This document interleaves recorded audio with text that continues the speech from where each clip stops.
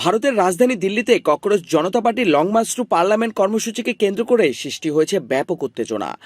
সংসদের বর্ষাকালীন অধিবেশনের প্রথম দিনেই বিক্ষোভকারীদের সঙ্গে পুলিশের সংঘর্ষে উত্তপ্ত হয়ে ওঠে পুরো এলাকা।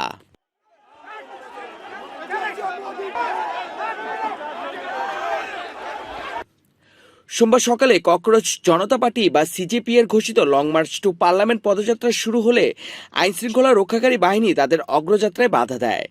এক পর্যায়ে পরিস্থিতি নিয়ন্ত্রণের বাইরে চলে গেলে পুলিশ লাঠিচার্জ করে এবং বিক্ষোভকারীদের ছত্রভঙ্গ করার চেষ্টা করে।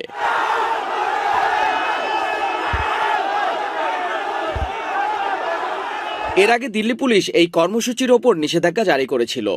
জানানো হয়েছিল আগাম অনুমতি ছাড়া যন্তর মন্তর এলাকা ছাড়া অন্য কোথাও কোনো ধরনের বিক্ষোভ, সমাবেশ বা মিছিল করা যাবে না। তবে সেই নির্দেশনা অমান্য করে আন্দোলনকারীরা সংসদের দিকে অগ্রসর হলে সংঘর্ষের সূত্রপাত হয়।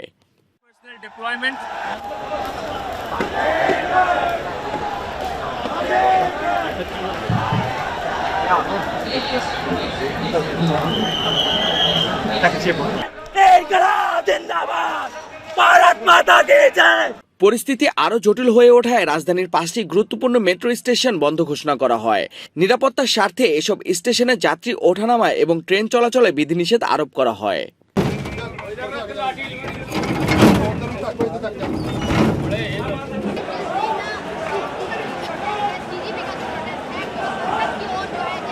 জানা গেছে, গত মে মাসে ভারতের প্রধান বিচারপতির একটি মন্তব্যের প্রতিক্রিয়ায় অভিজিৎ দীপক নামের এক ব্যক্তি ককরোচ জনতা পার্টি বা সিজেপি গঠন করেন।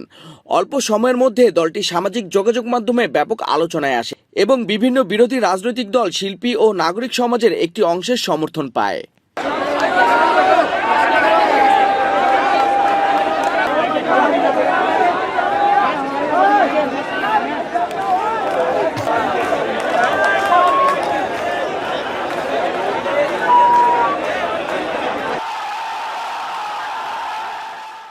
এদিকে আন্দোলনের উত্তেজনা আরও বাড়িয়ে দেয় জলবায়ু ও শিক্ষা আন্দোলনকর্মী সোনম ওয়াংচুককে হাসপাতালে নেওয়ার ঘটনা।